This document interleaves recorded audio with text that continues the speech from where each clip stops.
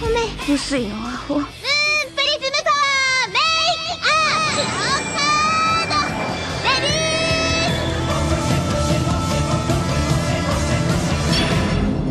ー。Welcome to Shojo and Tell, where we discuss shoujo manga and tell who's hot and who's not, talk about themes, and just generally geek out. Today, July 6, 2018, we'll be shoujo and telling about Claudine by Riyoko Ikeda. It's a slim volume that packs a big punch. I'm your host, Ashley McDonald, and I'm joined by super special guest Jocelyne Allen, who's a translator of Claudine. Hi, Jocelyne. Hi, Ashley. Thanks for having me. Yeah, so you've translated Claudine, but I'm pretty sure you've translated lots of other things that you might want to mention or give another little intro of yourself. Oh my goodness. I've translated basically all the books, I think, that have ever been published at this point. I do a lot of work. I usually do about maybe 5 books a month on average, depending on... Okay. Yeah. I have a lot on my plate. I'm a workaholic, and I'm also possibly insane. Like, I don't know at this point. Fair enough. Yeah, but I like what I do, so it's great. As for other series that I've been working on, maybe shoujo readers would be interested in. Well, I do Requiem of the Rose King, which is a great book. Oh, I did my lesbian experience with loneliness and my solo exchange diary, which everyone's kind of talking about too. Right, you're going to be on the Manga Machinations podcast about those. I am. They asked me back to talk about because I talked to them about my lesbian experience with loneliness, and then they asked me back to talk about the sequel, my solo exchange diary. So that'll be fun. I'm just talking about all the manga now. All the manga. That's, because I love it. Great. Do you have like a favorite shoujo series? A favorite shoujo series? Oh, that's so hard. I really my knowledge of shoujo is lacking in a lot of ways, which is something I'm always trying to build up. I love classic, I love Kaze Toki no Uta, the Song of the Wind and the Trees by Keiko Takemiya, which is not available in English, unfortunately, and it is amazing. It should be it was published in the 70s, and it's still even today, if you tried to publish it today, you would have people saying no because it's so just crashing through all these taboos. It starts off with hey, everyone's racist and homophobic, and hey, there's some terrible people in the world who want to do terrible things, but you can find love, but it will be crushed. No. It's great. That's, I think, maybe my favorite shoujo. I'm also reading right now this shoujo series that I really like. In Japanese, though, I don't know if anyone's going to publish it in English, but I hope they do because it's really good. It's called Kageki Shojo, and it's about, do you know Takarazuka, the female theater troupe? Yes. Yeah. So I guess you're shoujoing and telling. Of course you know Takarazuka. It's kind of this Kageki Shojo is about this feeder school for it's obviously modeled after Takarazuka, but it's not called Takarazuka in the book. So it's at the high school where these girls go to study music and everything to eventually become Takarazuka members. So it's kind of this behind the scenes look at this really fundamental institution of theater and shoujo-ness. It's really good. I like it. Yeah, it seems like shoujo is having a little resurgent heyday in America, so maybe it will be picked up. Maybe the thing from the 70s will be picked up. Is that what Claudine has spelled out for us? Oh, wow. Wouldn't it be great if Claudine would pave the way to all these older shoujo series being published in English finally? Yeah, that's what I'm hoping for. Everybody go out and buy Claudine. I'll just say this now. It's available from 7 Seas in the US. And, it was released recently here, last month from when we're recording this, a week ago, actually, from when we're recording this. But it was published initially in 1978. And, it's the only Riyoko Ikeda that's legally available in English, as far as I'm aware. I could be wrong. You are correct, as far as I am also aware. We're still waiting for Rose of Versailles. From Udon. What you doing, Udon? You announced that in 2015. I translated those books, too. I know they're done. Oh, my God. Where is it? I know. I'm waiting, too. I'm I want to see it in English. Yeah, and it's such a shame because I feel Claudine came out, but then Noizomi Entertainment lost the license to the Rose of Versailles anime, so it's one step forward, 2 steps back here. I don't know what's going on. I don't know. I guess we just have to hope and pray that Claudine will make everyone aware of our love for classic shoujo and bring it all back. I know, that's what I'm hoping for. But I guess we should tell the people what Claudine is about to convince them more. That's a good idea. So basically, I mean, the basic story is just, with no spoilers, Claudine is born into the youngest child in this French family, like middle-class family. And although he was assigned female at birth, he totally identifies as male ever since, like, from a child. Like, he tells his mom that he's a boy.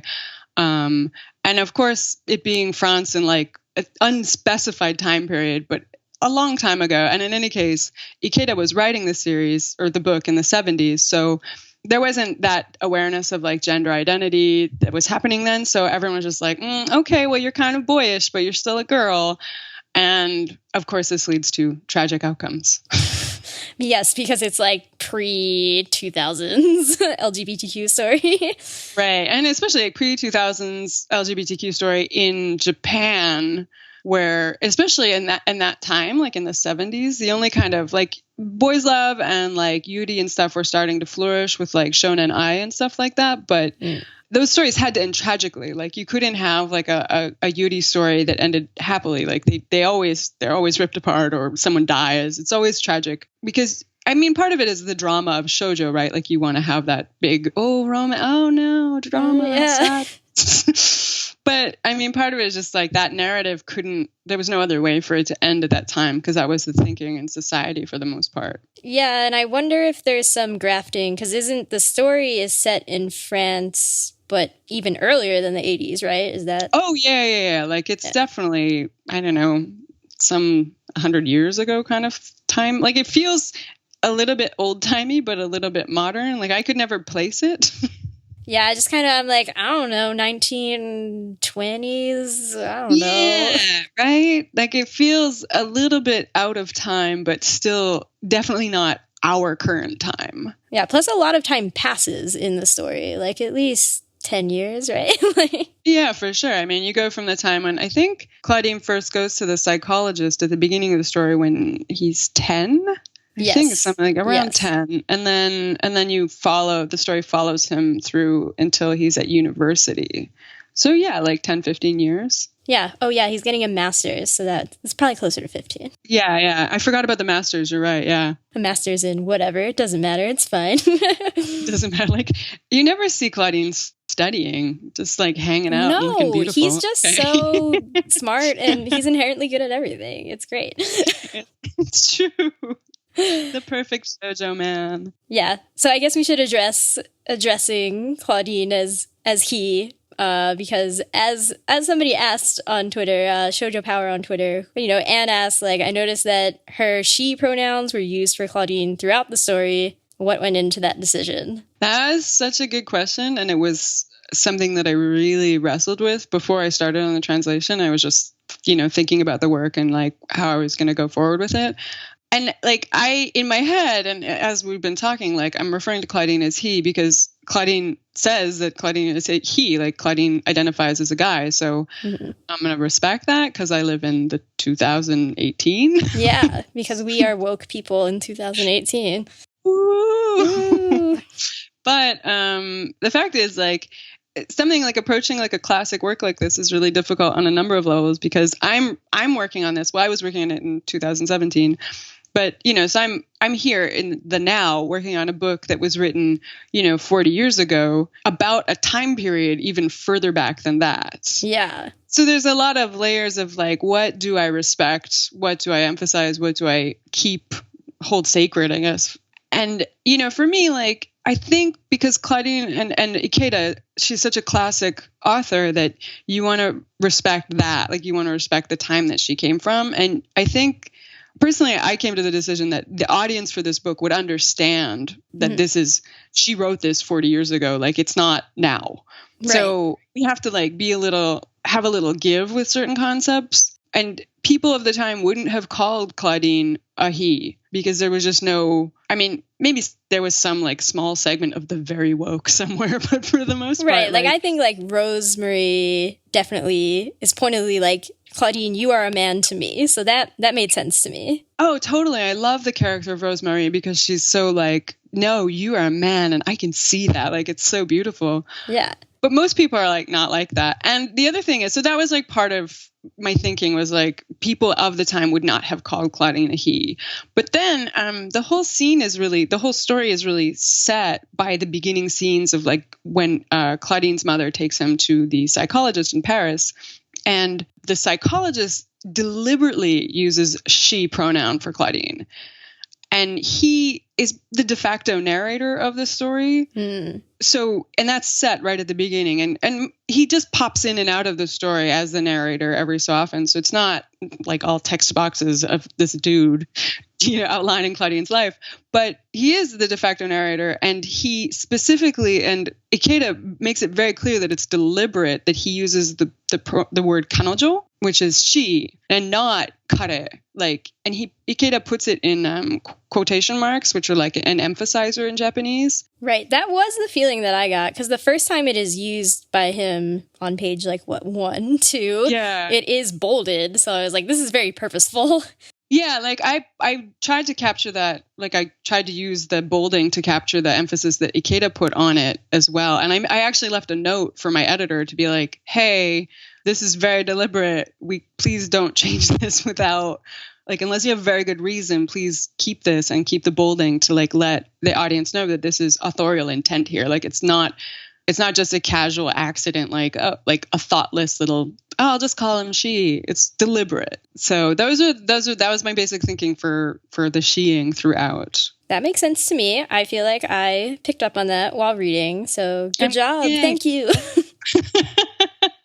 I'm glad it's like being picked up on. I haven't gotten a lot of pushback on Twitter, so I think like people who are reading it are getting that. Like, and like I said, like I respect the audience for this book enough to feel that they will understand the intent of Ikeda and like the time period that the book was written in as well. Yeah, I think there's an interesting like push-pull here of like people being like, yes, classic shoujo being licensed and LGBTQ representation, but also like outdated LGBTQ representation. Right?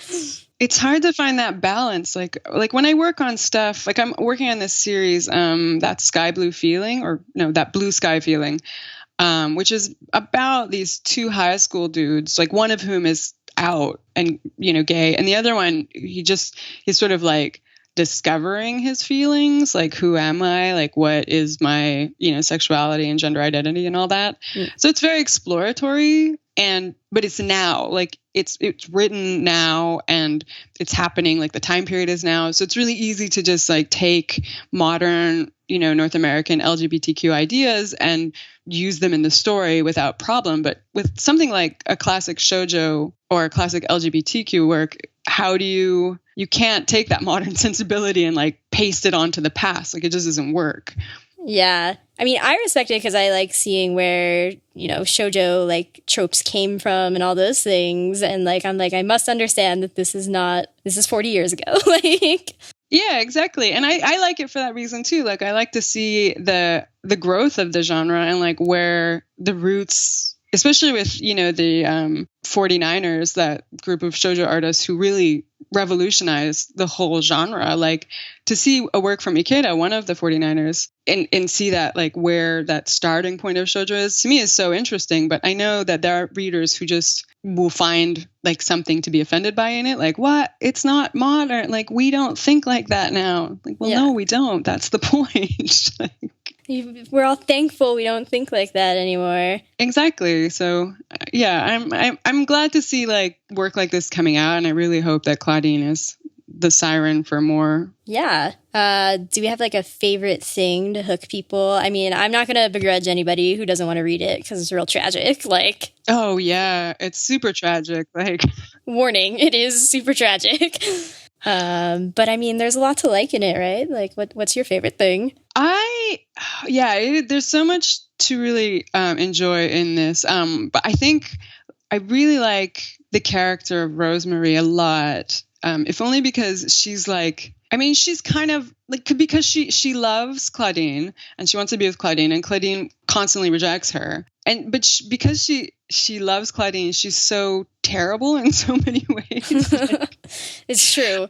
Like, she does mean things because she wants Claudine to love her. And she feels like if she destroys these like happinesses that Claudine finds, like Claudine falls for another woman. And so Rosemary ends up like outing, you know, a certain situation. Like, I don't want to spoil anything, but like Rosemary sort of tattles and ruins that for Claudine. And she kind of does that throughout the book. Like, she just sort of is like this walking cloud of doom. Definitely. A really sincere walking cloud of doom. Like, her motivation is actually genuine. And I think it's so relatable. Like, how, like, this is something I think we've all done, like, just been really bad because we were trying so hard to be good. Like, yeah, I mean, part of me was always confused why Claudine was so, like, mean to her all the time. I was like, I understand the setup situation is like, Claudine's like, well, you know, you're just being you're just exploiting me basically to your friends and all these things. And I was like, okay, but Claudine, Rosemary is the one person who truly thinks of you as a man besides like yourself, basically.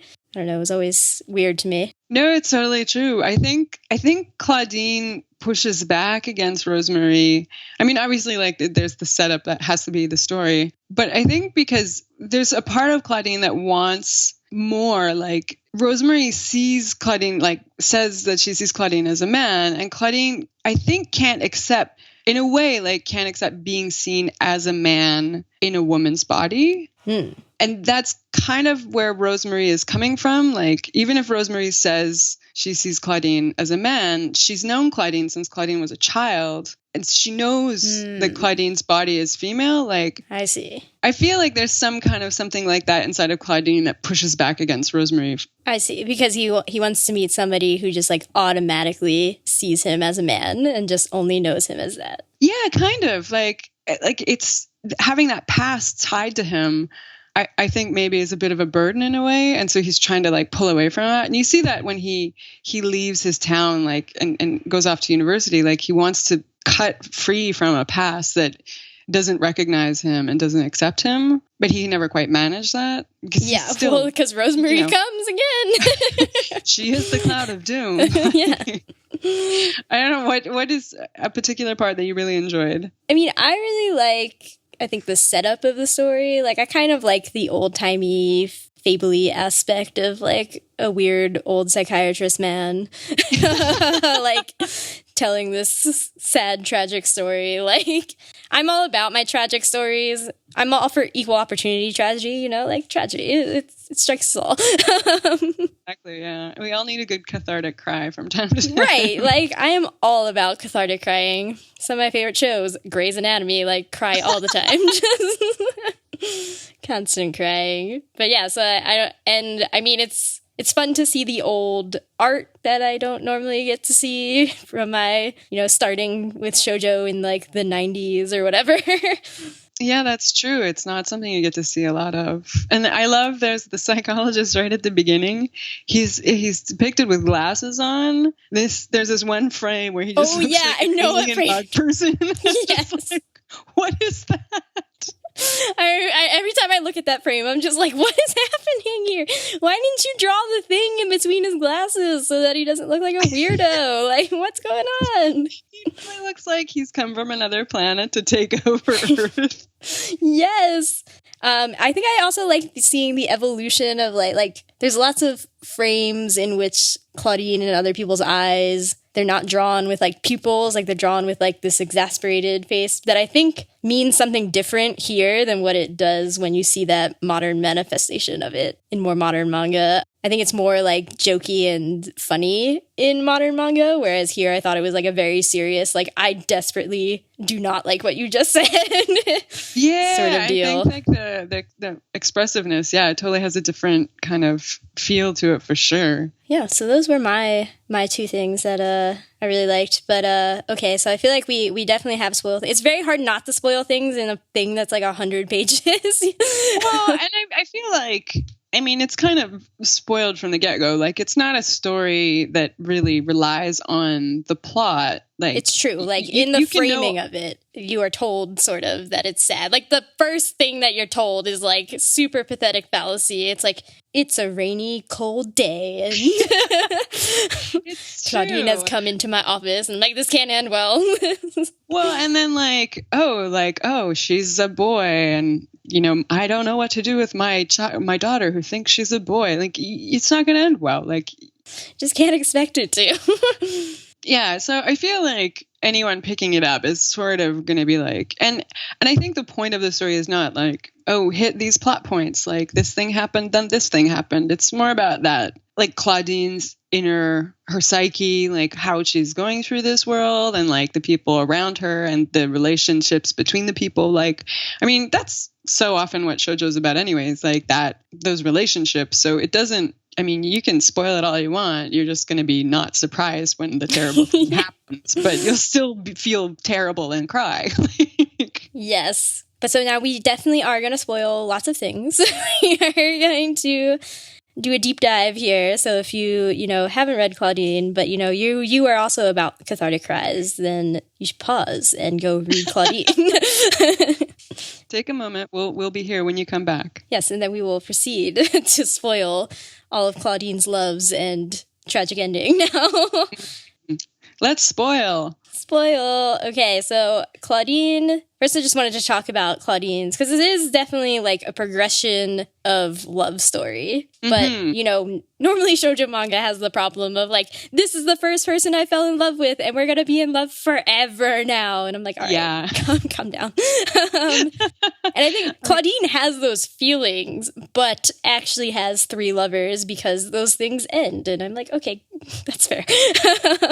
Yeah, and they all end in kind of terrible ways. Super terrible ways. Yeah. But they definitely represent a, progression of Claudine's experience with love and finding himself sort of deal. Yeah, absolutely. It's very well, like Ikeda crafts it really well to lead us through like Claudine's growth through his lovers, basically. Yeah. So the first one is Mara. And Mara. She's so cute. She looks like there's this cat girl manga that came out maybe around the same time, and Mara looks just like the main character. And every time I see her, I'm like, you need some kitty ears. Yeah, you're a cat. Cool. Mara definitely is very cute, very childlike, but we are told that she has gotten her period, so she is a woman. Yes, that was a weird line to translate. I was like, can I just write I menstruate? Oh yeah, were there other like weird lines like that? There was only one point where I was like, I don't feel like I follow the logic, and it was very early on when the psychologist was asking Claudine about like, do you love your father? And Claudine's like, yeah. And then he's like, do you love your mother? And he's like, yeah. And then he's like, can we be friends? And I was like, what's the connection here? Like, yeah, that was weird. Yeah, it doesn't really seem to flow. But I think the psychiatrist's intent there was to establish like kind of like a path of treatment per se. Like, how am I going to approach this boy Claudine? And then was like, oh, I don't think my traditional psychotherapy stuff is going to work on you. So how about we be buddies, like to try and build like a relationship of trust. But it was, I think a lot of it was just omitted. And it's like, okay, sure. Yeah, I was like, this doesn't connect to me, but that's fine. I'm just going to go with it. That's fair. It's a part that you just kind of like, sure, keep moving. But Mara, love. She's very cute and innocent. And I think she is purposefully like the innocent love in the beginning. It starts with Claudine being very like kind of mean to her because Claudine, like was supposed to go pick up Mara and then just is like, I'm gonna go ride some horses with my dad instead or something. It's like a great scene to indicate like how much Claudine idolizes his father. Like, because you see that, and like when he's talking to the psychiatrist, he says that too, like, I adore my father. But this is a scene where like Claudine is supposed to do a thing that his mother has asked him to do, and he just blows it off to go hang out with his dad because his dad is way cooler. Yeah, way cooler. it's I think it's like that's the thing that Ikeda is trying to establish there, is like how much Claudine idolizes his father, because it plays a huge role later on, right? Like his father utterly betrays him, basically. Definitely. That's the next love. We're not done. That's the next love. We're not but like that's a good point, is that it shows how much he idolizes his father. And I guess, in learning that he's like that Claudine then loves Mara, that's kind of him, coming into his own. He's like, I did do something wrong here by not going to pick up Mara, because then Mara gets lost, and that's no good. Everybody worries about Mara. And then there's a point where Rosemary also comes in and is like, hey Mara, no, the post office is in the exact opposite direction of where it actually is. Rosemary's so mean. So mean. And then Mara loses all the money that she's supposed to be a maid for Claudine's family, and then she loses all her first wages because Rosemary has deceived her about where the post office is, and then she kind of like falls off a cliff or something and gets frostbite. It kind of sucks. It sucks a lot. It's a bad scene, yeah. And she's like, Mara's also like the perfect innocent. Like, she comes from this family that, like, her mom, I think, was friends with Claudine's mom or something. I can't remember their exact relationship. But their family falls on hard times, and they need Mara to go out to work. And so Claudine's mother like says she can come be a maid with us. So Mara is just like this scrappy, like, I love my family so much, I'm gonna do my best, and I'm gonna like be so friendly and nice. But it all turns out so awfully for her, and she's kind of punished for nothing that was her fault. Like, and then her dad dies, and then that's when Claudine like makes his move, which is like maybe not the best time. Not the best time, Claudine, but okay.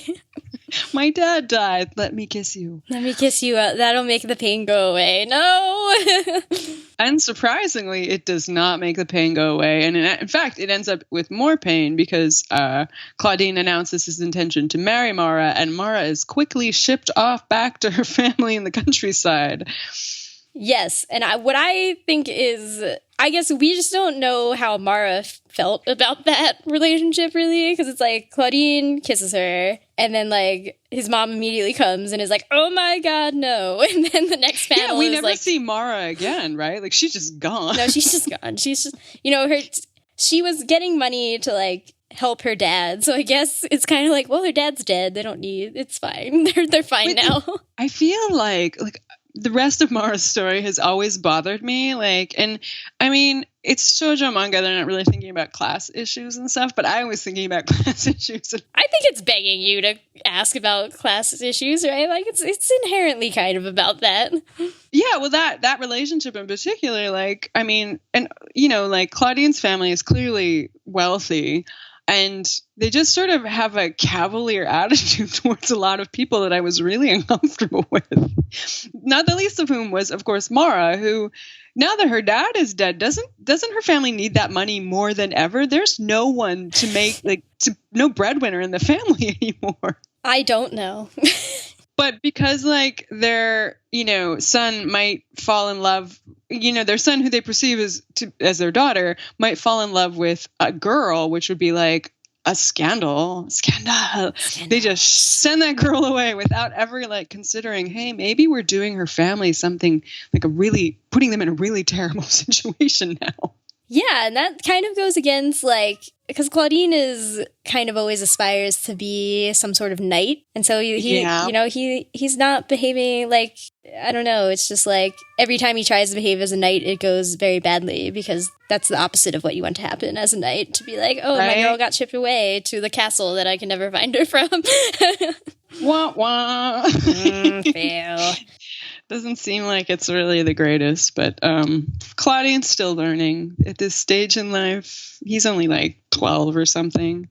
Yeah, I was like, are they the same age? Because, Mara's real small, so it was confusing to me. Well, and Mara declares her like womanhood too, so she has to be. But I don't know, because we don't know the time period, right? So like, at what age would a family send their daughter away to be a maid in someone else's family? Like, I don't really know how that situation would work. I guess she was also 12. Like, I don't know. It was not an age inappropriate romance in any case. Right. But yeah, so for Claudine, I think that's just like an awakening of like where he still has to grow up. Perhaps distancing himself from his father, a little bit, coming into his own there. Oh, for sure. That relationship was not mutual, so I feel okay that it was squashed. Yeah, like, I don't know. We never get to see how Mara feels, but I don't think it would go well. Like, because for one thing, she's the maid. Like, she has no agency. She can't make a choice. Yeah. Like, there's some issues there. So maybe it's good that she got sent away, so we didn't have to watch some like consent boundaries happen. I also think that Mara, in the beginning, she was like, oh, I mistook you for a dude. But then she's like, oh, I realize that now that you're a girl. And I don't think that she ever stops thinking of Claudine as female. So yeah, I think you're right. And the other thing about Mara and that relationship, I think it's the first time that Claudine, like up to that point, Claudine has identified as a boy and has said like in past lives he was a boy or a man. But I think with Mara, that's the first time Claudine like feels the stirrings of manhood, as it were. Like not only yes. Not only do I identify as a boy, but I'm going to grow up and be a man. Like, I think it's a signifier of the future that awaits. That's fair. So I think we can move on to Claudine's second love that goes, I think this might be the really troubling one. Yeah, there's a lot to unpack in this relationship. So it's with Cecilia, and now that is her name, right? Cecilia is how we pronounce Cecilia, this. I think so. I mean, yeah, the Japanese, she uses like French sounding names, but like a lot of the times the pronunciation is kind of Englishy. I see. That makes sense. There's a lot of languages going on here. Right, and they didn't have the internet back then, so she couldn't like double check if it's Cecilia or. Right, she would have had to like go to a library and like sit there and meticulously look stuff up. I mean, I know she did a lot of research, like especially for like the backgrounds and scenery and stuff like that. But I think there's also a tendency in Japan to sort of Japanese things, like even if you know that it's not quite it's not actually like a very French name or whatever, you'll just kind of Japanese it because it's easier for Japanese readers. Because all these works are not intended for like translation. They're just intended for the Japanese audience, which means you're going to like fudge things so that the Japanese audience can really engage with it. Right. That's what I always find fascinating is that like, yeah, I'm like, Japan is just writing these for Japan and doesn't care about us. They don't. I mean, sorry. Sorry. It's okay. I'm not offended. It's fine. But yeah, so Cecilia is like, this is an age gap romance now, right? We're in a little age gappy area. Like, she has to be at least 10 years older than him. Right, because she is the librarian at high school. At his high school, yeah. Yeah, not his university. At his high school. Which is so tricky. So this is like a secret age romance gap love thing going on, and I'm like, okay. And I think this is the point where Claudine gets scarred and Rosemary gets scarred, both literally, figuratively, because it turns out that Cecilia is also sleeping with Claudine's dad. And Cecilia's brother, who is Rosemary's tutor, is sleeping with Claudine's dad. Yeah, so everybody's sleeping with Claudine's dad. And Claudine didn't know any of this until, well, actually, Claudine walked in on, what's his name? The tutor. I don't remember his first name. I just Laquise is like their last name, right? Oh, okay. So I'm just going to call him the tutor. Yeah, that's fine. So the tutor, like, there's a thing where they mention where Claudine walked in on Dad and tutor when he was like 8 years old. Right, and that's kind of what, like, that seems to be the point in which, because it's mentioned that, like, at the age of 8, Claudine became really adamant about being a boy. And so I'm like, is that the inciting incident? Oh, no. Wow, yeah, there's, like, that's never really explored in any depth, which is probably for the better, because it could go very wrong. Yeah. But it's just so Claudine has always had this little kernel of knowledge that his dad is like banging the tutor. And then Rosemary is like, it's always Rosemary, like, who instigates all the terrible things. Always getting everybody in trouble.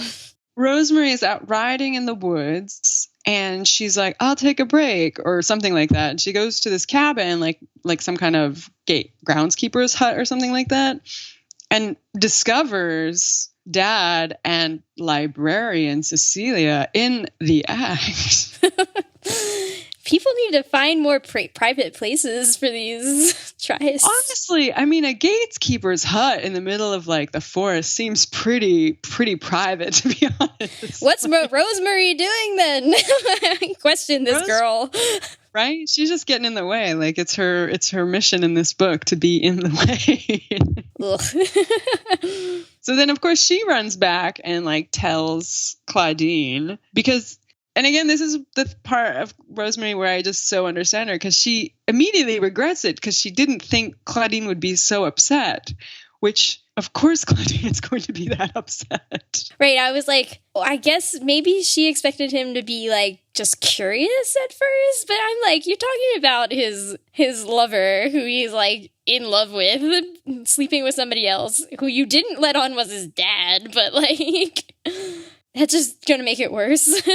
Right? It's so awful. And like, but Rosemary tells him, I think her expectation is that Claudine will be like, oh my goodness, thank you for opening my eyes to the truth. I love you, Rosemary. Like, I honestly think that was her intention. Like, that makes sense from Rosemary logic, sure. Right? So that's why she's such an appealing character to me. She does these awful things, but all she wants is for Claudine to love her, and she just can't figure out a good way to do that. Yeah.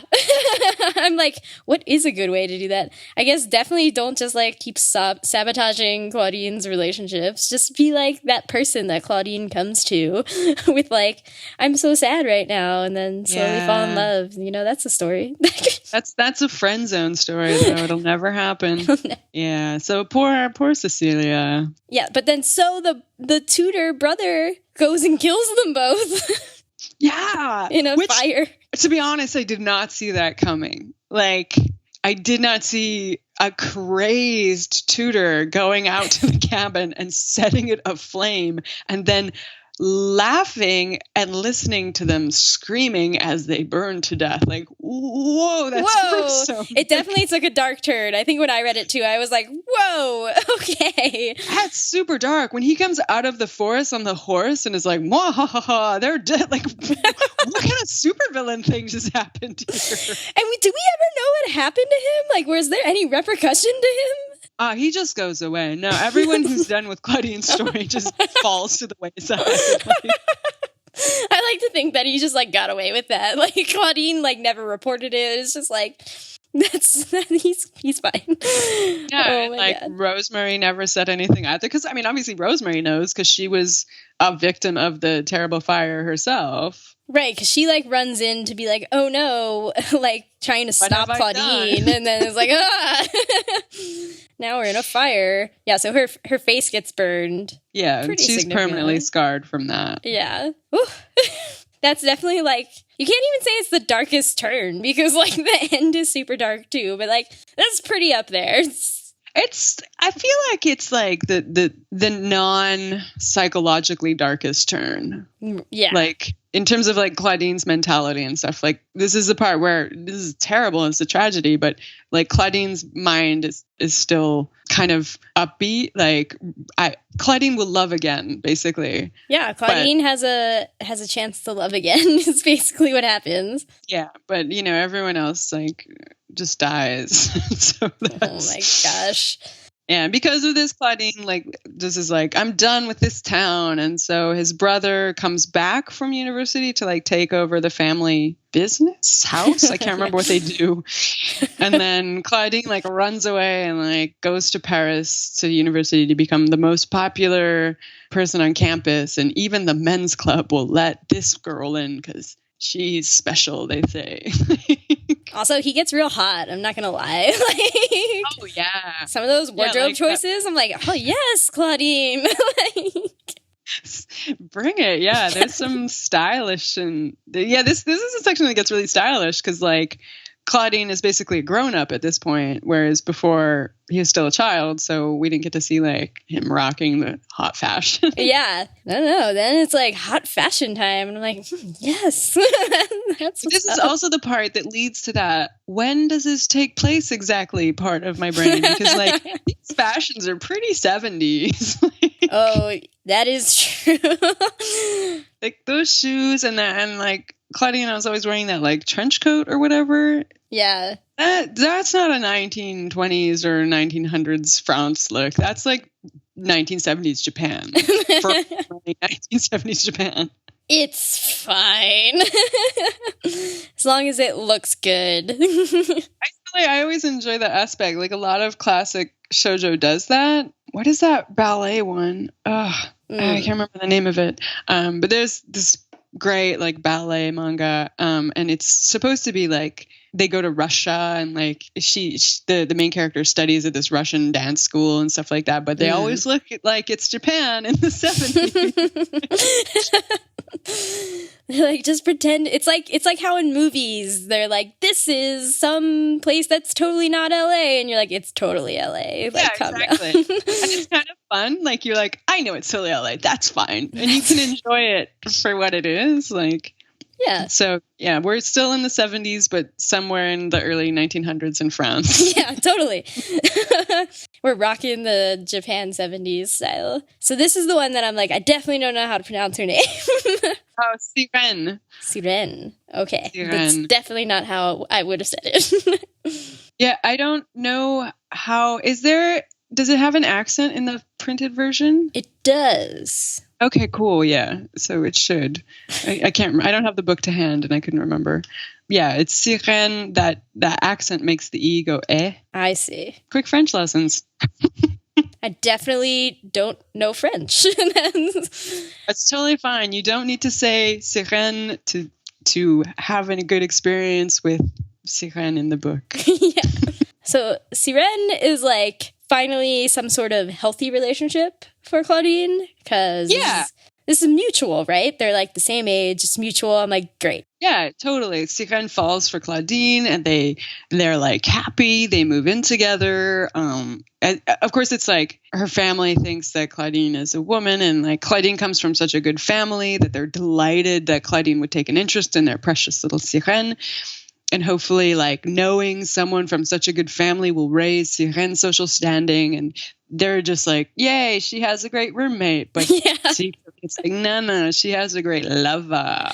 Yeah, and they're like, no, they're totally getting it on. Like, they're having so much fun. They're happy. Like, they're totally happy. It's like the most upbeat part of the book is when Seiran and Claudine fall for each other. Yes, and they look cute together. They're so good.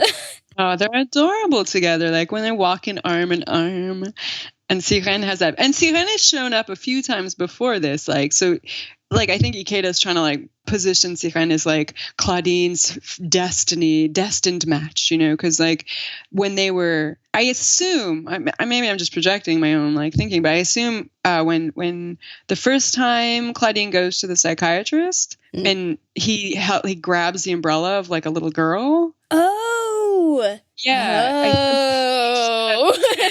And then again later on, when Claudine is like pining for Cecilia, I think he walks by like a dance studio. Yes, that time it was clear, but the umbrella. yeah, I think that's Seiran. I've always read it as that was Seiran. So like in each of these periods of like Claudine's other love, like with Mora and with Cecilia, you always see Seiran is like in the wings, so to speak, waiting like for her, like because she's the one that will truly accept Claudine and will truly love Claudine. And she does. Like, that's totally what happens. It's great. They're very happy until they're not. Dun, dun, dun. Until Seiran decides that she's in love with Claudine's brother for some reason.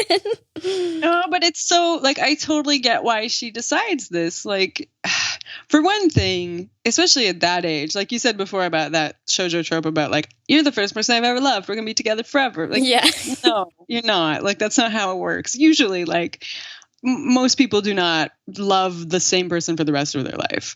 And especially at this age, like, you know, at university, like maybe Claudine and Seiran, they were going to break up at some point. Like it was going to fizzle out or whatever. Maybe it wouldn't have, like, you don't know. But I don't know if Seiran's feelings actually changed before that or...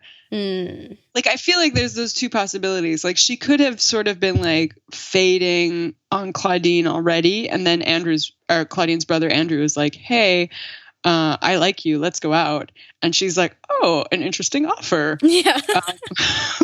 Or it could have been, and maybe this is more likely, is it could be that Seiran realizes that her position with Claudine is, in the end, it's untenable. Like, they can't go on like that. Because they live in a society that's not going to accept them. Because for all intents and purposes, like Claudine, the world sees Claudine as a woman, and two women cannot live together like as partners. It wasn't a time when that was okay. Yeah. So Seiran is sort of, I feel like there's a part of her where she's like, I'm not strong enough to push back against those societal conventions. So when Andrew is like, hey, she's like, this is a way for me to live a normal, quote unquote, life. Yeah. And I definitely felt that in that, you know, assuming since it has been seeded that, you know, she was watching Claudine from afar for all his life or whatever, that, yeah, I was like, okay, so maybe she's never dated a dude before and is like, oh, the interesting offer to be normal, like, or whatever is perceived as normal in the 70s. I'm not going to normalize like that, but like... Yeah, for sure. Like, that's why I'm like, quote unquote, like, I don't want to...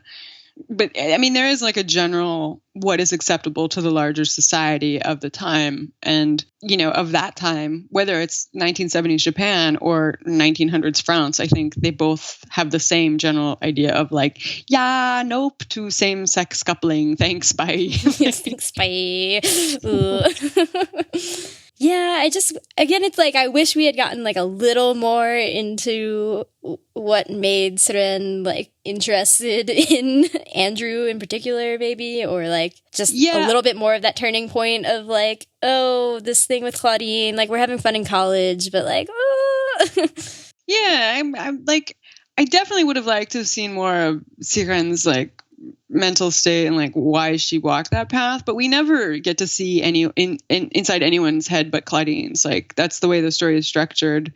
We never see what Mora felt. We never see what Cecilia felt, except for when Cecilia, like when they say it out loud and you get, so it's like that whole "you're a girl" thing. Oh, burn! That's so painful. So painful. Like, so you see like Cecilia's mindset through those words, and similarly, you see, you know, some of what Seiran is feeling through how she handles Claudine after she starts seeing his brother.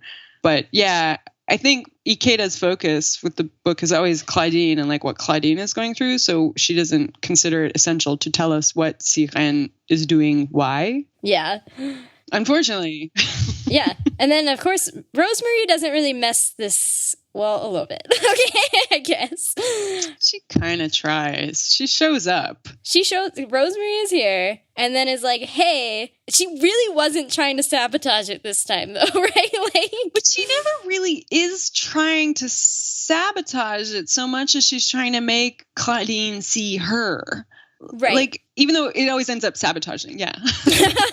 But this time I think it was like there was a pure innocence to the statement that she made, which is just that like, oh, your brother Andrew's been here, so like he must be staying with you, right? And Claudine's like, what now? Oh, but I feel like Rosemary was like, oh, hey, I hear your brother's in town. Oh, that's like, the tone you read that in? I feel like there was a bit of a, maybe I know something you don't know that you should know kind of attitude, because that's Rosemary. Like, she always has that. I guess I was giving her more credit after having her face be burned. And like she does. So in this progression of Claudine being with Seiran, she's like, you know, Rosemary has come and been like, oh, hey, what's up? I'm moving on into the past too, which I guess you can read as facetious because she has shown up into the same town that Claudine is in. Like, I mean, it's a big town to be sure. Like, it's Paris, so it's sort of like, you know, moving to Tokyo. Right, but we can be like a little skeptical, I guess. Yeah, we're still raising our eyebrows. Oh, sure, yeah. But so, like, she at least says that she's like, whatever, you know, like, my face is scarred. There's nowhere left for me, like, whatever. Seemingly, she's given up on Claudine. So I definitely was, like, giving her the benefit of the doubt here. Yeah, I never give her the benefit of the doubt. Fair enough. That's fair. But, I mean, she comes... You have to assume that the choice of like shop location was a bit deliberate, like so that she would run into Claudine like, oh, I didn't know you lived in this neighborhood, Claudine. Of course she did. She's Rosemary. She totally knew that. She's like, hey, Claudine, you know, you ended up scarring my face. Maybe you can be the one who loves me. Like, yeah, she never stops. Never stops. She loves Claudine. She's the only one who can see Claudine's true self, she believes. And she tries to like save Claudine from the people that she thinks are bad for Claudine, even though she is bad for Claudine. She's the one who like makes those people bad for Claudine, sort of. I don't know. Kind of, yeah. I mean, in this situation, all she sort of does is hurry the inevitable, I guess, because like Seiran is already going out with Andrew. It's just a matter of like Claudine finding out at this point. Right. So then Claudine finds out and is like, hey, now you have to choose between me and my brother. And Seiran does not choose Claudine. No, she runs straight into the arms of manly head of the family, Andrew. Andrew. And his wide lapelled suits. Where are the suit jackets? Like, also, his name is Andrew. Come on, like, this is so boring. I know. And it's also like, that's what I was saying about the, you know, Japanesing the Frenchness. Andrew is not a French name. Not like, it would be André, but like, that would be hard for Japanese people. I don't know. Like, I honestly can't. I'm like, why Andrew? That's not even close to being. And she would know. She did write the Rules of Versailles. Yeah. In which there is an André. She's like, well, I can't have two Andres. So it's like, yes, this one will be Andrew. Yeah. Like, pick a different name then. There are no other French names. No, I mean, like Robert. Like, just call him Robert. There, done. Problem solved. Like, it's fine. Andrew. So Andrew gets the girl, and Claudine ends his life. Oh, dark. Dun, dun, dun. It is very dark. Claudine reaches out a little bit to the psychiatrist at the end before ending his life. And the psychiatrist also does not handle that correctly, I guess. No, I don't think the psychiatrist really knew like why Claudine was calling. That's fair. Like, Claudine did not give enough context. Yeah, like Claudine calls out of the blue. Like, they haven't. I mean, the last time we saw the doctor was after the whole Cecilia thing, right? Or before that. Yeah. Anyways, we haven't seen the doctor in a long time, and then suddenly Claudine is calling the doctor and being like, "Hey, so did you learn anything from me? Yeah, he's like, was I interesting to you in the end? And then he's like, why are you calling me out of the blue? We were buddies, and basically, and I thought of you as an imperfect man, and the word imperfect is what really seems to set Claudine off. I think Claudine like grabs onto that word, like, oh, this is how to explain it. Like, I've never been able to explain myself. Because Claudine's always known I'm a guy, but has never had any vocabulary to say that. And imperfect is a not good word. No. But it is the Japanese word. Like it's like I think it was fukanzen or something, like incomplete or imperfect. Like you started out on the path to becoming a man, but then like the road took a weird V off to one side or something, like. And I think Claudine, like, that word resonates with Claudine because finally he has a word to hold on to. And also maybe that echoes with how he feels about himself. Like, if only I had the dude body, like the perfect body, which Claudine, like, to Claudine, the body that he has is like the wrong body. Right. So, I mean, in that sense, like, I think that imperfection, that idea kind of like resonates with him because if he had a perfect body, he would have kept the girl. Right. And I think he's like, I can never be perfect. Well, that's just it. And at that time period, probably not. Like, I mean, it's not like he can have gender affirmation surgery or something like that. Like, yeah, he can't get diagnosed with gender, whatever, the dysphoria, and then go get an operation as we can now. I don't think in the 70s in Japan, the words for gender dysphoria or gender identity disorder even existed.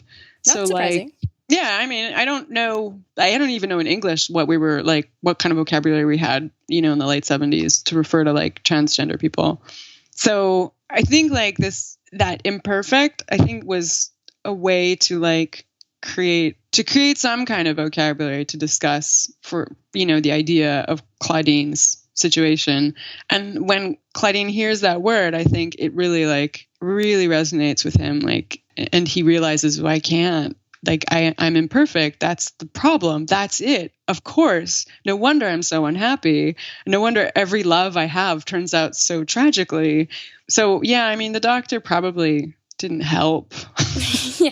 And then he starts off pretty good. He's like, yeah, I mean, clearly you're a man. Then he's like, you're imperfect. Then I think it goes into him describing Claudine as like having manly tendencies, which is like, goes back to implying that he's not really a man. So I'm like,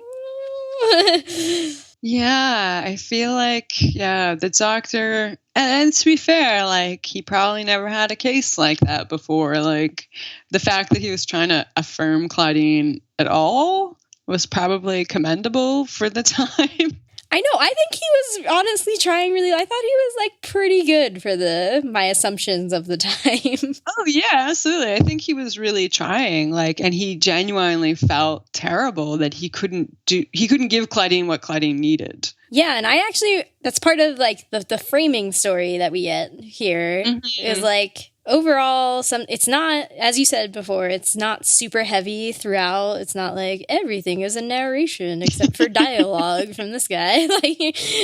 Right. But when it does come up, I think it also goes into my point that I have listed in stock about like inheritance. That's kind of troubling, but like, it feels like it's trying to be some sort of warning, like some sort of fable thing in the way that it's like, here's a tale that I'm going to tell you of like a tragic love where that I like couldn't prevent the tragedy of sort of deal. Yeah, I mean, I totally hear that. Like, there is a kind of fable, a sense of the story becoming like a story for the ages with the framing of the doctor narrating. And I guess like it could be taken as like a cautionary tale, like, don't you go thinking you're a boy, ladies. Yeah, don't you? But I feel like it was more. I actually feel like it was a more hopeful tale than that. Like, even though it ends in tragedy, because the doctor, like, admires Claudine, like even with everything that Claudine was fighting against in a world that didn't see him for who he really was. Claudine continued to try to be that person that he truly was and love and live. And the Doctor really admired that. That's true. Maybe it's more of like a warning of how hard it would be. Yeah, and that's not an unfair warning, like if you are outside, heteronormative standards, you are going to have a harder time in the general larger world. Like even now, that's still the case. So, I mean, I hope we don't all have our dads like sleep with our would-be lovers and get burned down by her spiteful brother, but like yeah. I mean, that's just so, like, I guess Claudine's dad is, like, bi then, which is also, like, okay, cool, but, like... Yeah, like, I like that. I like how that was set up and never, like, it was never emphasized. It was just like, yep, the dad's sleeping with everyone. Like... Right, that's what I think is so interesting about some stories. Like, even... just generally with stories, it's like sometimes you have this thing that's like really problematic and that's what it's exploring. And then other things you're just like, but you just like let this progressive thing be in here and just like didn't have to comment on it. You're like, that's just there. You just accept that as a story beat. Like, cool. Yeah, I really like the dad for that reason. He's just like, yep, I'm the other queer person in this story. Could be more, but we're not talking about anyone else right now. Right. But that's part of what makes it like somewhat troubling to me because, okay, there is the spread that's like on page, there are page numbers. Okay, cool. So page, I don't know, like 10 or so. There's a spread where it is Claudine and his dad on horses. They're hunting. And it's all just trees. I'm sure you're intimately familiar with the one I'm talking about. All of these scenes so well. Yeah. There are 5 word bubbles, and it is just talking about, so I guess I could just read them, but, talking about it, Claudine's mom says she gave him 3 sons, but her blood ran thick in each of them. Aside from kindness, there was nothing particularly distinctive to be found in any of them. Thus, when Claudine was born, inheriting her father's blonde hair and willful lips, August's joy was essentially unparalleled. And in fact, as she grew older, it became clear that Claudine resembled her father quite closely in not only appearance, but also personality and behavior. And I guess I don't have to read beyond that. But like just this idea of like blood inheritance and like the setting of trees made me be like, oh, like family tree, like tree of knowledge. Because like it's also always emphasized that Claudine's really smart and like admired her father for also being smart. And they talk about like wanting to travel the world, go to the Orient, see Japan at some point. Yeah, I like the Orient part. I was like, I have to type the word Orient. Yeah, and you're like, here I go. Like, ooh. Yeah, that's actually a really interesting point. And so, like, yeah, because the dad is also queer, it's like, are you saying that queerness is inherited? Like, I don't know about that one. Yeah, I had never thought about that. But yeah, like especially with that setting with the trees, there is like definitely a kind of emphasis on inheritance and like how Claudine is his father's son, so to speak.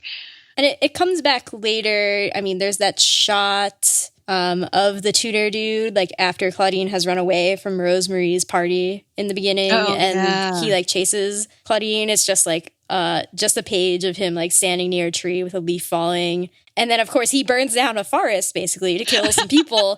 So then there's a whole, like, sort of spread, or at least a page where it's, like, all the trees are burned. So I'm like, okay, I see what we have done here.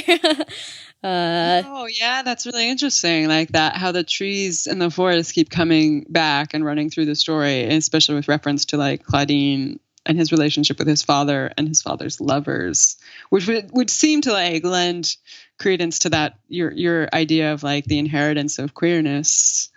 Yeah, which inherently like, so like at this one point I'm like, okay, having Claudine's dad be bi is like cool, and that's never like questioned. It's just like, yeah, that's a thing that happened. And on the other hand, I'm like, but both of them are queer, and that's like a thing that's supposed to connect them. I don't know about that one, but sure. Yeah, I hadn't thought about that at all, but that's really interesting. I wonder if that was the intent, to like frame it as like, well, of course Claudine is queer because dad is queer, and Claudine takes after dad in every single way. Yeah, I was like, I would, but yeah, but then like Claudine isn't just bi, but like, well, I don't know, like, that's true. I guess, I don't know. I'm trying to like wrap my head around what would be the point of introducing inheritance into that. Maybe just like, maybe Ikeda was trying to like be like, there's a reason. Yeah, and also to like show the cyclic nature of the tragedy, because like they both die. Oh, that's true. And tragically. Yeah, it's like an inescapable fate that will befall you. Well, and I mean, that could be like another inheritance for, Claudine from dad, is like, you're inescapably going to have a tragic life. Yeah. But is that because of the queerness? Uh-oh. Well, is it not? Well, in Claudine's case, definitely. In Dad's case, I would argue that his tragedy comes about more because he's a player than because he's queer. That's true. It's more unclear there, but like if he just didn't sleep around, he probably would still be alive. Which is a different cautionary tale. Different cautionary tale here, yeah.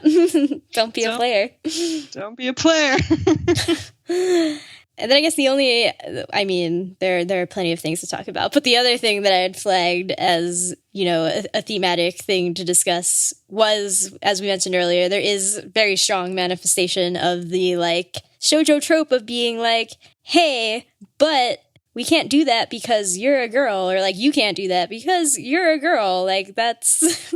So this isn't okay, which I feel was interesting to see here. I mean, it made sense here. I guess it always makes sense tragically, because it's always like, the patriarchy will come and smack you down and be like, hey.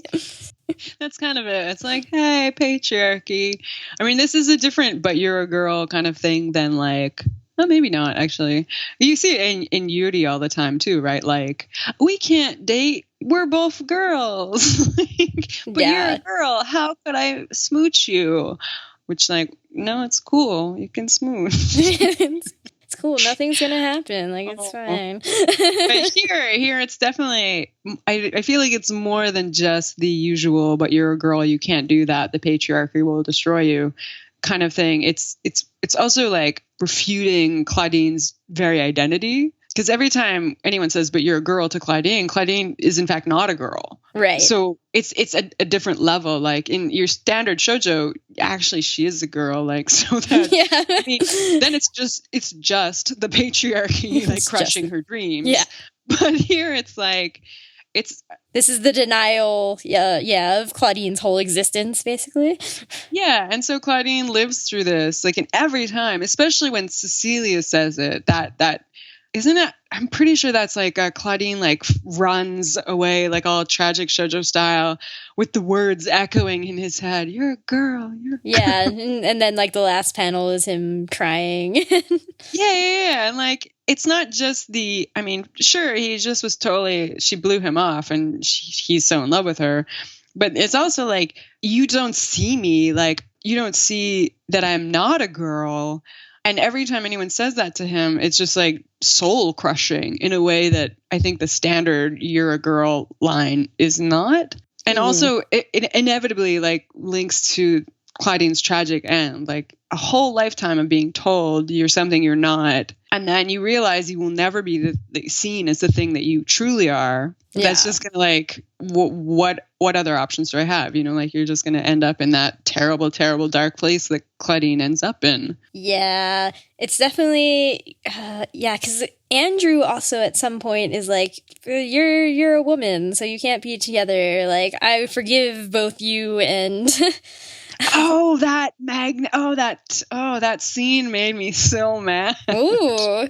He's such a smarmy ass in that. He's like, oh, like he's trying to be all magnanimous, like, oh, dear Claudine, I am your generous brother, Andrew. I know about your love with Seiran. She's told me everything, but I forgive you. It will all be okay. Yeah, like, I will make all of this right by making Seiran a proper woman, marrying her. Like, it's like he's like the embodiment of the patriarchy, like standing there, like telling you you're a girl. Like, so it's like, yeah, that's the exact it's like the patriarchy has come to save you, and Claudine's like, no, but the patriarchy actually literally just killed me, and I'm like, oh no. Yeah, he totally like heteronormativity swoops in to save the day. No. I mean, that's just like the final nail, basically. Like, that's the last straw for Claudine. Like, you know, having what was a mutual loving relationship between Seiran and Claudine, and that's just completely denied. Like, not only is Claudine's identity as a man completely not recognized and pushed back by his own family, but then you have this beautiful love that has been sustaining Claudine and making Claudine feel like maybe I can go forward in this world after all. That love is completely like, just as Andrew makes as though it never happened. It wasn't even a thing. It's not real. You're a woman. Yeah, that's true. He's definitely like, you know what, I forgive you, and now we're all gonna just like pretend that didn't happen. Yeah.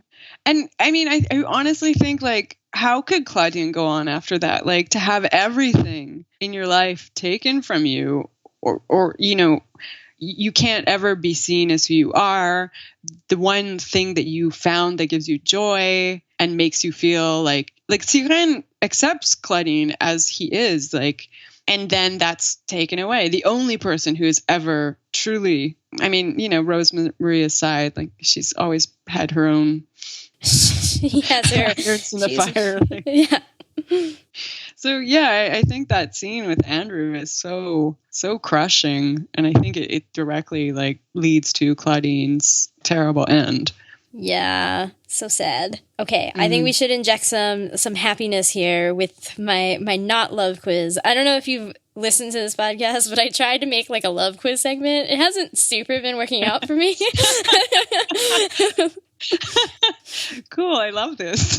But this one is a gender quiz, which all right. I have done this. Okay, so on a different podcast, I do a Digimon podcast too. And the first time we did this, we have a transgender. My transgender friend is on that podcast, and when we started this, he was like, "This quiz is BS." And then when we got to the end, he was like, "This quiz is amazing." So like, everybody just trust me, okay? All right. We're all standing by, ready to trust. Okay, so this is a free online gender quiz. That's just what it's called. And the subtitle is, have you ever wondered what your gender was? Fortunately, you've come to the right place. This free online gender quiz will tell you everything you need to know about your gender. Just answer all the questions as truthfully as you can, and all will be revealed. I suppose we shall try to answer them as Claudine. All right. Oh, wow. As Claudine. Dang. Okay. Like we can fight about Claudine's character. I'm ready. Let's bring it. Okay, so these are a series of statements, actually, that it's like the choices are strongly agree, disagree, neither agree, nor disagree, agree, strongly agree. So like 1 to 5, with 5 being like yes. Yes, exactly. All right. So I frequently stand up for myself. Oh, yeah, for sure. That's like a 5. 5. Okay, strongly agree.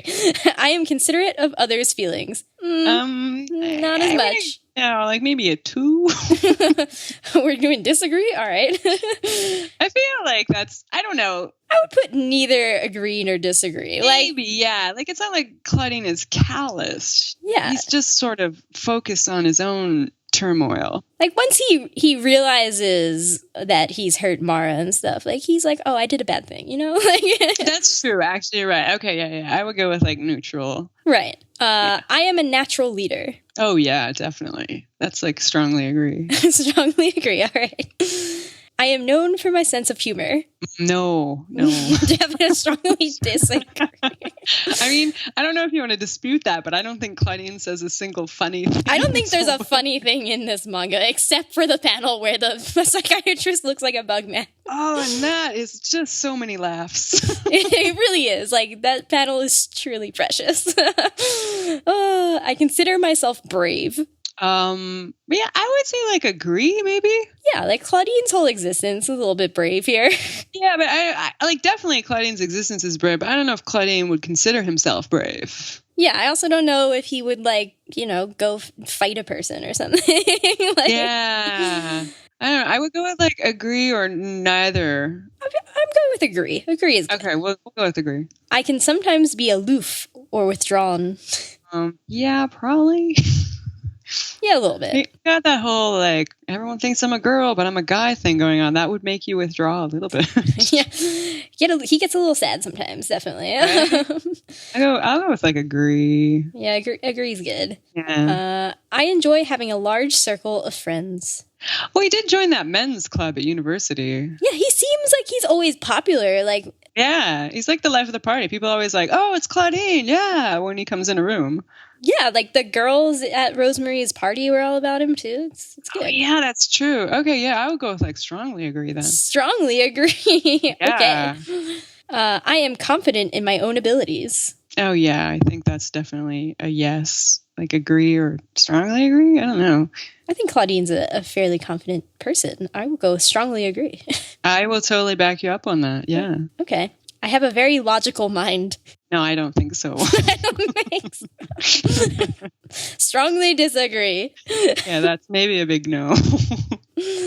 I am a very creative person. I don't think we see Claudine doing anything creative. No. I mean, fashion-wise, there's some good stuff going on, but... Yeah, no, I'm going to go neutral on that one. Yeah, all right. I will accept a neutral there. he gets some points for being fashionable, I guess. Yeah, like, I mean, he's putting together those outfits and, like, I don't know, he probably did art projects at school or something. Made some noodle necklaces. Sure, you know, like we all do. Yeah, I sometimes feel that I am experiencing emotions. Yeah. Strongly I'm going to go with hard yes on that. I sometimes judge myself too harshly. I don't think so. Like the right amount of harsh, you think? I don't know if Claudine really is like that judgmental of himself. I mean, he's upset a lot, but that's reasonable. Yeah. Okay, I'll put disagree. Yeah, I would go with like disagree. Okay. I am generally an optimistic person. No, I don't think so. Maybe, though. I mean, actually, no, I take that back because Claudine keeps falling in love. Yeah. Which is an inherently optimistic thing to do. I think he's very optimistic until he is soul-crushingly not. That's not part of the strongly agree spectrum. We could just go with agree. Like, yeah, I don't know. Okay, yeah, let's go with agree to leave a little wiggle room for soul crush. Yeah, for the end, we're going only with agree. I am frequently confused. I would maybe be neutral on that. Is Claudine frequently confused? I think Claudine knows what's up with himself. And society thinks he's confused, but he's not. Oh, word. Let's maybe bring that down to disagree. Disagree. That's right. Yeah. Okay. My body is made of meat. I'm gonna say agree. Yeah, I think Claudine is indeed a meat sack. Okay. My body is made of metal. Yeah, that's a no. That's a strongly disagree. Unless there's like a secret mech story underneath. That would be amazing. I would read a Claudine in which at the end, rather than die, Claudine like rips off Claudine's meat suit to reveal Mecha Claudine. Mecha Claudine. That would be an amazing end. Oh, I would totally read that. My body is made of bits. That's a tough one. Because I don't know bits of what. Yeah, bits of what? That's right. And like, are the bits like glued together, or because technically, like I would refer to bodies. They are an amalgamation of bits. So we're gonna go with agree. I would go with agree. Yeah, like because Claudine does have bits. Yeah. And pieces. My body is incorporeal or diffuse. Oh yeah, no. Definitely Claudine not. is not a gaseous blob, as far as I know. Yeah, this one's easy. I have questioned my gender identity. Oh yeah, okay. So maybe no. Maybe no. Well, Claudine's always known that he's a boy. Okay. He Disagree? hasn't really questioned. Yeah, I don't think he's questioned it. Okay. I don't know. Yeah, well, yeah, he's known from a very young age. So he's just like, I know what's up. Y'all are wrong. Yeah, exactly. Like I always got that sense of he's like, talk to my hand. Okay. Overall, my friends have more gender than I do. It's hard to say because I don't know how to measure gender. Yeah, right? But in Neutral. terms of like number of, if we were to assume that one person is has one amount of gender, then his friends would have more gender than he does, just for the sheer fact of there being more of his friends than there are of him. Okay. Strongly agree. Just gonna math that one out. Yeah, mathing that one out. I am all out of gender. No. He's like gender is a real thing, right? Yeah. And he has some. Yeah. Okay, yeah, he is not all out of gender then. Yeah, okay. Disagree. These are hard. These are really hard to make me think. We have maybe like 8 more or something. So sometimes I look at myself in the mirror and wonder where my life went so wrong. Yes, strongly agree. Hey, totally. I mean, we all do that. Come on. Yeah, no, Claudine's definitely looking at Definitely have done that. Okay. I have been made to feel unwelcome due to my perceived or actual gender. Oh, yeah. Yeah, for sure. Strongly agree. I mean, his dad's lover's brother killed his dad. Yeah, that's I feel like that's related to Claudine's gender. Yeah, it is. I'm telling you. Like, that's pretty unwelcome. Okay. I am an existential threat to organized human civilization due to my perceived or actual gender. I don't think so. Yeah, I'm going to go with a hard no on that. No. Yeah. Claudine is threatened by the society, by human civilization. Yeah, it's like organized human civilization that is an actual existential threat to Claudine, not the other way around. Yeah, exactly. My body is a prison that I will one day transcend. Yeah. Strongly agree. I'm going to strongly agree because, like, that's literally how the book ends. Yeah, that's the end. Oof. I've seen things you people wouldn't believe. Well, yeah, no, because he watched a crazy man ride out of a...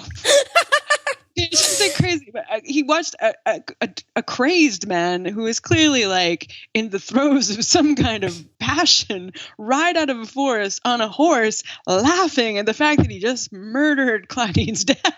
Yep, that's some things you people would not believe. Yeah, that's definitely agree. Yes. The next statement is, this isn't even my final form. Yeah, is he the last boss now? Yeah. I think I want to strongly agree with that. I think I will go with that. I'm okay with Claudine being some kind of last boss. No, like Claudine is like, y'all told me I'm imperfect. I'm gonna come back as the boy. Like he's always like, I was a boy before. I'm gonna be a boy after. I'm gonna be Mecha Claudine later. I'm gonna be Mecha Claudine later. Exactly. Yeah, okay, this isn't even my final form, yeah. Yeah. I'm not trapped in here with you. You're trapped in here with me. And that sounds very murdery. Claudine's only a murderer of himself. Ooh, dark. Okay. Yeah, I feel like disagree because, to be honest, hell is other people, and the other people are tormenting Claudine. Yeah, Claudine is the one being tormented here. Right, so it is Claudine trapped in there with whoever this terrible murderer person is. Yeah. With the tutor. Yeah, the tutor. I am ageless and undying. Yeah, I'm going to strongly disagree with that. Strongly disagree. Yeah, because we know the truth. Yes. This is the last one. I am unstoppable. I simply cannot be stopped. Yeah, see, unless Mecha Claudine happens, that's not true. Because again, see the ending of the story. Okay, I'm gonna click the button that says, okay, what gender am I? Your gender is 3. Your gender is the natural number following 2 and preceding 4. It is prime. There we go. We've solved it. Wow, Claudine is 3. Yeah. You know, that makes so much sense. Like now, all of these things are like really coming together for me. You really see it now, right? Yeah. Oh my God. This podcast is telling us some truths. I know. See, this quiz was great, right? That is actually really great. And I also like the reference to like final form. That's maybe my new favorite thing. This quiz is the thing that everybody needs in their life. I like how it starts out like, I'm a real like weird fake personality online quiz. It's going to tell you something pseudo meaningful about yourself and your life. Yep. And then it's like, nope. Are you a last boss? Yep. Your gender is 3. And now we all know that gender is a social construct or just things that we made up. And it's fine. You can be whatever gender you want. You can be 3. That's good. I like this. Like deconstructing of gender that we just performed. I know.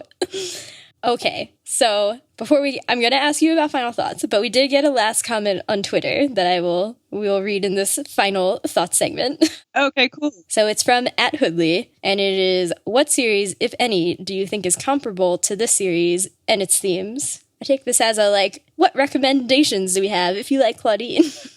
Oh, wow, that's really hard. In English? Yeah, I'm like, ooh, the struggle is in English, right? Yeah, because there's so much, a lot of the stuff from this time, like the shoujo and shonen ai stuff, is definitely on, especially anything from the Fabulous 49ers, basically, you'll get similar drama and also, I guess, consideration of social constructs when it comes to women and their place in society. That's a big thing that the 49ers take up a lot.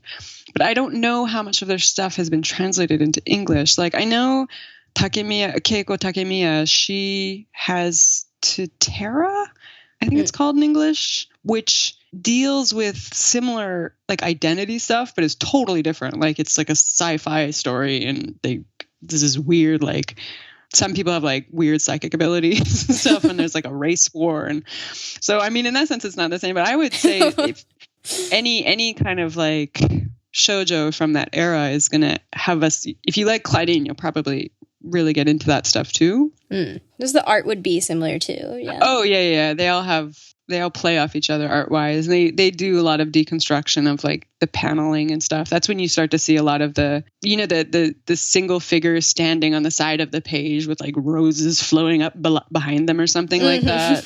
That kind of art construction, and that's sort of the 49ers were really pioneers in creating paneling that is expressing the inner mental states of the characters. Yeah, and I know you can always if you want tragic queer stuff, there's lots out there. Yeah, I was that seems there's a lot, unfortunately. I'm always very bad at thinking of things off the top of my head, but that's definitely just a genre that exists. Right. And I have it's hard because I don't know what's been translated into English, so it's hard to say this title. And someone better versed in that would be able to say, but I I don't know. I'm coming up blank with an actual title. Yeah, more modern things that are maybe less tragic that are good LGBTQ stories that have been translated. Okay, well, Wandering Sun got dropped. Oh, that's well, unfortunate. That sucked, yeah. The series I mentioned before that I'm working on, Requiem of the Rose King, that's a trans character, maybe? It's hard to say. When they never say specifically what they are, is you're just what? Well, because this is an adaptation of Shakespeare, of Richard III and Henry VI, I think. And so instead of Richard being in the original Shakespeare, Richard is a hunchback or something. And then in Requiem, Kano, the author, she takes that and turns Richard into a intersex character. So he struggles with his gender identity in a similar way. Like, he's raised as a boy, but he has like lady bits, and he's like confused about stuff, but amidst like Shakespearean drama. So there's like murder and like good old murder. Yeah, there's lots of murder if you like murder. So, I mean, that's like another interesting character where like the focus, like his inner mindset is always trying to deal with this like disconnect between how he presents and what his body is and how he thinks of himself. So that's, you know, and it's not tragic any more than any Shakespeare story is tragic. I was like, whoa. Richard's still alive, and it's book 8. All right. All right. Awesome. Yeah, I guess the only other one that I'm like, Sweet Blue Flowers, which is by the Wandering Sun author, is also, that one is finished. And there's definitely some, you know, questioning and like, what am I sort of deal going on in there. She's great for that. Any of her work, she really deals with like a lot of gender stuff, and not just what gender am I, but like this is the role being forced upon me because of the gender I am and stuff like that. So yeah. Shimura Takako, she's great. Yeah, and I don't perceive that to be like overly tragic, but it's certainly not like, you know, we could talk about super, super positive representations, which is like, I don't know, Steven Universe or like something on that level. Like, you know, it's not that level of happy either.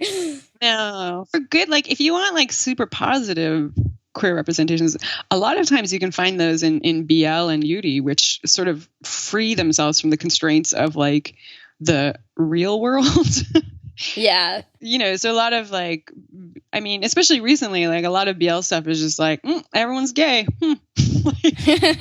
That's cool.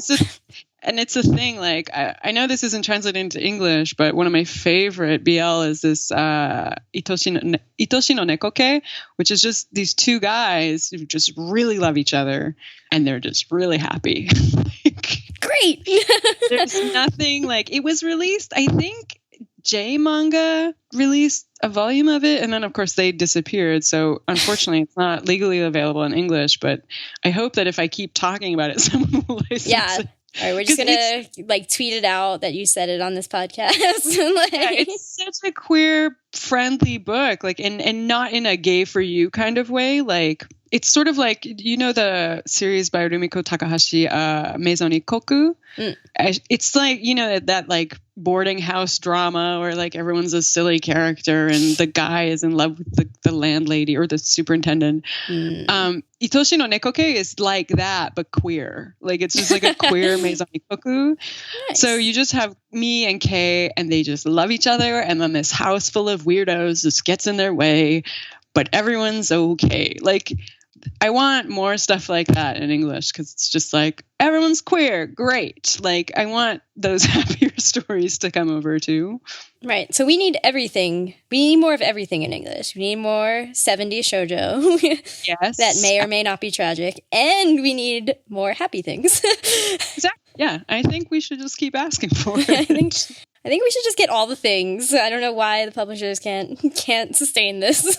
I don't know, man. I'm always telling them. I'm always like, you guys, bring all the things, they say. And they're like, maybe. Well, think about it and get back to you, Jocelyne. Yeah. And then they never get back to me.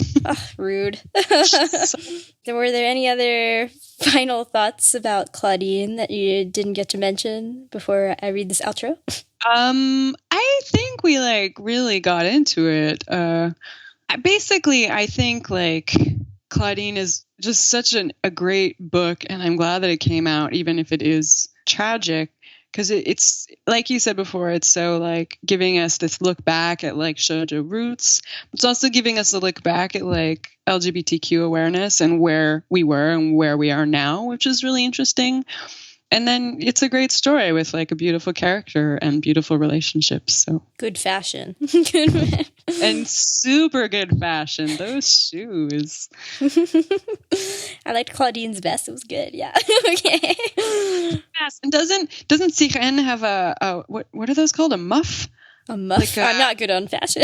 The little tube that you put your hands in? Oh. What are those called? Anyways, that's so fashion. Like, that's so old school fashion. Like, I can't wear gloves. Oh, yeah. Okay. She might. I feel like she does. Anyways, good fashion all around. Yes. Again, everybody buy Claudine so that we can the publishers know that we want the 70s shoujo. Yes. Go vote with your dollars, my friends. If you don't have dollars, go to the library and hassle them. Yes. Because they'll order it in for you, most libraries, if they know that people want it, and then you can get it and read it, and then other people can come after you and read it, and you're spreading the love. Spreading the love. And if you somehow can't do either of those things, most publishers do have a little, like, survey form that are like, what do you want from us? And you can go, like, fill out all their forms. Yeah, fill out all their forms. Just don't hassle them on Twitter, because that's mean. Yeah. Fill out their official forms. That's what I've been learning. I learned semi the hard way to do that. Yeah, they won't talk to you about stuff on Twitter, but they will look at your comments on their official forms. So fill them out and tell publishers, I want more classic shoujo and also happy queers. Yes. Done. Thanks for listening to Shojo and Tell. Comments, questions, constructive criticism, concerns, email shoujoandtell@gmail.com or leave a comment on shoujoandtell.com/Claudine. We're at Shojo and Tell on Twitter, Facebook, Instagram, Tumblr, I don't know. Just look it up on the Googles. So where can people find you and your work on the internet? People can find me I do a blog about reading. It's basically me just noodling about books. It's called Brain vs. Book, and that's brainversusbook.com. I'm also on that handle on Twitter, so I'm at Brain vs. Book. And if you want to look up all the books that I've ever translated, I have a list of publications on my work website, which is kaikatsu.ca. So lots of places. I'm not on the Tumblrs or the Facebooks or the Instagrams because I just don't want to. That makes sense. Social media is overwhelming. I have Twitter. Come find me on Twitter. That's where I hang out. Yes. And as mentioned before, you have been / will be on the Manga Machinations podcast to discuss my lesbian experience with loneliness and my solo exchange diary. So if people want to hear about those, go listen to those episodes. You can totally come hear me talk about other depressing queer stuff. That's true. That is sadly true. Yeah, but she's working on it. She's gonna get It's there. not as sad. No. It's actually it's more hopeful than that. Yeah.